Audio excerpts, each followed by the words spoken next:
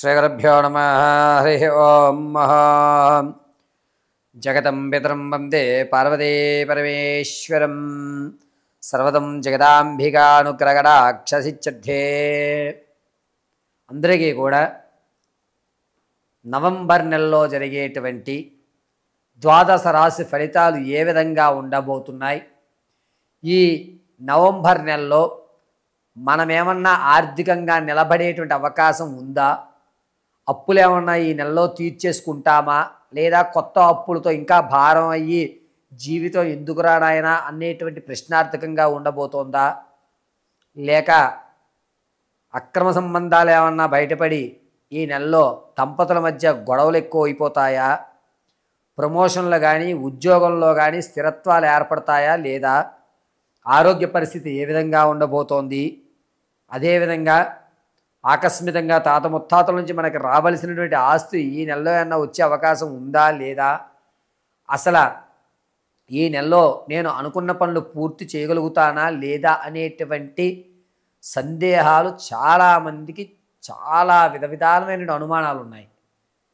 ఈ నవంబర్ నెలలో ద్వాదశ రాశుల వారికి కూడా ఏ ఏ పరిస్థితులు అనుకూలిస్తున్నాయి, ఏ పరిస్థితులు వికటిస్తున్నాయి, ఏ విధంగా మనం ఈ నెలలో ఆరాధన, ఏ దేవతారాధన చెయ్యాలి, ఎటువంటి మాలను మనం ధరించాలి, ఎటువంటి పూజ ఆచరించాలి, ఏ భగవత్నామస్మరణ చేస్తే మనకి ఉన్నటువంటి ప్రమాదాలు పక్కకు తొలుగుతాయి అనేటువంటి పూర్తి విషయాన్ని మనం ఇక్కడ విశదీకరించుకుందాం.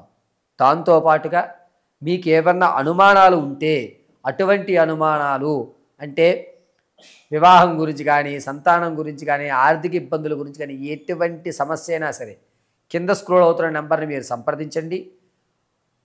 మీ date of birth, time, place of birth ఆధారంగా తగు పరిష్కారం ఖచ్చితంగా ఇవ్వడం జరుగుతుంది. ఒకవేళ మీకు కనుక డేట్ ఆఫ్ బర్త్లు తెలియకపోతే ఈ కింద స్క్రోల్ అవుతున్నటువంటి నెంబర్ని మీరు సంప్రదించినట్టయితే కనుక అక్కడ మీ ఫోటో ఒకటి అడగడం, దాన్ని బట్టి మేము అడిగినటువంటి 3 ప్రశ్నలు సమాధానం చెప్పడం వల్ల గణాంకాలు కట్టి మీ సమస్యకు తగు పరిష్కారం ఖచ్చితంగా ఇవ్వడం అనేది జరుగుతుంది. కాబట్టి నవంబర్ నెలలో ద్వాదశ రాశి ఫలితాలు ఏ విధంగా ఉండబోతున్నాయి అనేది మనం ఇప్పుడు పరిశీలన చేద్దాం. శ్రీగురుభ్యో నమః. హరి ఓం. ఆపదామవార్తారం ధాతారం సర్వసంపదాం లోకాభిరామం శ్రీరామం భూయో భూయో నమామ్యహం. సర్వమంగళమాంగళ్యే శివే సర్వార్థసాధకే శరణ్యే త్ర్యంబకే దేవి నారాయణీ నమోస్తుతే. కర్కాటక రాశి వారికి నవంబర్ నెలలో ఏ విధంగా ఉండబోతోంది అంటే, ఆర్థిక పరంగా కాస్త నిలబడేటువంటి అవకాశం, సెకండ్ ఇన్కమ్ జనరేట్ అయ్యేటువంటి అవకాశం లభిస్తుంది. అప్పులు తీర్చేటువంటి విషయంలో 45% మాత్రమే అప్పులు తీరుస్తారు. పైగా నిరుద్యోగులకు ఉద్యోగం వచ్చేటువంటి అవకాశం లభిస్తోంది. ఎవరైతే రాజకీయ నాయకులు ఉంటారో వారికి అంత యోగదాయకంగా లేదు, సొంత గూటికి వెళ్ళేటువంటి అవకాశం ఎక్కువ లభిస్తోంది. అనవసరంగా నేను పార్టీ మారాను, దీనివల్ల నన్ను కేడర్ ఏ విధంగానూ గుర్తించట్లేదు అని ఒక బాధాయుక్తం అయితే ఖచ్చితంగా కలుగుతూ ఉంటుంది. నిరుద్యోగులకు కాస్త ఊరట కలిగే విషయంగా చెప్పచ్చు. విద్యార్థులకి జ్ఞానం అనేటువంటిది అంటే గురుడు బలం తగ్గడం వల్ల ఏమి ఆలోచిస్తున్నాము అనేటువంటి ఆలోచన లేక కన్ఫ్యూజ్ మైండ్తో ఉండడం అనేది జరుగుతూ ఉంటుంది. పిల్లల్ని చాలా జాగ్రత్తగా చూసుకోవాలి. అనుకోకుండా ప్రమాదం చేసుకునేటువంటి అవకాశం కలుగుతూ ఉంటుంది. మనస్తాపానికి ఎక్కువ గురవుతున్నారు. భార్యాభర్తల మధ్య అన్యోన్యత అనేటువంటి తగ్గుతూ ఉంటుంది. మీ యొక్క దంపతి దేవుల మధ్య సంఘర్షణ ఎటువంటి పరిష్కారాలు లభించక ఎడమొహం పెడమొహంగా ఈ నెలంతా గడపడం అనేది జరుగుతుంది. వ్యాపారం ప్రారంభం చేద్దాం అనుకుంటే కనుక ప్రత్యక్షంగా వ్యాపార ప్రారంభం చేయండి. అది కూడా పాల ఉత్పత్తులకు సంబంధించి కానీ, ఫ్యాబ్రిక్ వర్క్కు సంబంధించి కానీ, వాహనాలకు సంబంధించి కానీ వీరికి అద్భుతంగా కలిసి వచ్చేటువంటి అవకాశం లభిస్తుంది. రియల్ ఎస్టేట్లో కానీ, అదేవిధంగా స్టాక్ మార్కెట్లో కానీ ధనాన్ని వెచ్చిద్దాం అనుకుంటే కనుక అంత యోగదాయకంగా లేదు. మీరు పెట్టిన పెట్టుబడి స్థిరత్వంగా ఉంటుంది. లాభము రాదు, నష్టము రాదు. ఆ యొక్క ధనాన్ని వచ్చేటువంటి రోజుల్లో మనం మంచిగా రిటర్న్స్ తీసుకోవచ్చు అనే ఒక ఆలోచనతో మాత్రం ఉండడం జరుగుతుంది. తాత ముత్తాతల నుంచి సంభవించేటువంటి ఆస్తి ఏదైతే ఉందో ఆ ఆస్తి అందిపుచ్చుకుంటారు, అనుభవిస్తారు. ఇన్ని రోజులకి నా పూర్వీకుల ఆస్తిని నేను అనుభవిస్తున్నాను ఆనందంతో గడుపుతూ ఉంటారు. విందు వినోదాల్లో పాల్గొనడం, అందరి పెద్దపీట వేయడం, మొత్తం బాధ్యత మీరే వహించడం అనేవి జరుగుతూ ఉంటాయి.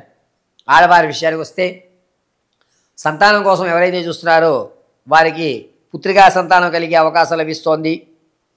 ఎవరైతే ప్రసవానికి ఇబ్బందులు పడుతూ ఉంటారో ఆ ప్రసవ ఇబ్బందుల్లో తల్లి చాలా వరకు కొన్ని అనారోగ్యమైనటువంటి స్థితిని పొందేటువంటి అవకాశం లభిస్తోంది. యుట్రసీ దగ్గర కానీ, గర్భసంచి వ్యవస్థ కానీ, ఉదరానికి కడుపుకు సంబంధించి కొన్ని ఇబ్బందులు అనేటువంటివి ఆడవారు ఖచ్చితంగా ఈ నవంబర్ నెలలో ఇబ్బంది పడేటువంటి అవకాశం లభిస్తోంది. కర్కాటక రాశి వారు తమ అనుకున్నటువంటి స్థిరాస్తులు కొనుక్కోవడం విషయంలో చాలా జాగ్రత్తగా ఉండాలి. 1-2 సార్లు ఆలోచించుకోవాలి. ఎక్కడా కూడా మీరు పెట్టుబడి అంత ఆదాయవంతంగా లేదు. కావున కర్కాటక రాశి వారు చాలా జాగ్రత్తగా పెట్టుబడి పెట్టేటప్పుడు 1-2 సార్లు ఆలోచించుకు పెట్టుకోవాలి. ఈ రాశివారు ప్రతి నిత్యము కూడా గణపతి ఆరాధన చేయడం, బుధవారం రోజు 21 గరికమాలతో స్వామివారికి అర్చన చేయడం అనేటువంటిది చాలా మంచిది.